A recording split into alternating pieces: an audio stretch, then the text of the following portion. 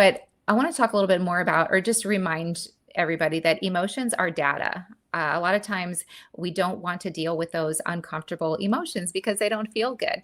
And especially when we're busy with our jobs. And so sometimes those uncomfortable emotions, those frustrations can feel like a distraction. But emotions are data. So if we can learn to work to rather to shift our perspective around our unpleasant emotions and invite them in as data. We like data, right? Data is information.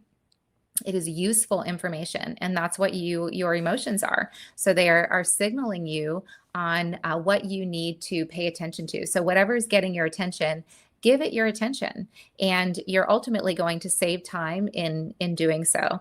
I can think of a time where I was feeling super frustrated with a work situation, and I had been very frustrated for a while. I didn't realize how long until I stopped and just let myself really sit and be in that discomfort, that uncomfortable emotion.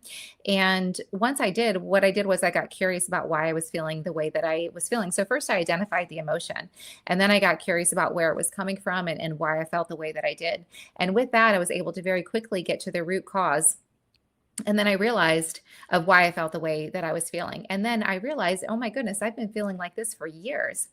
And in that whole process was probably about 5 minutes or less than 5 minutes. And then from there, I knew my next direction. I knew my solution. I had it in just a moment. This is how we get out of alignment with where we're supposed to be, because your emotions are showing up to guide your direction.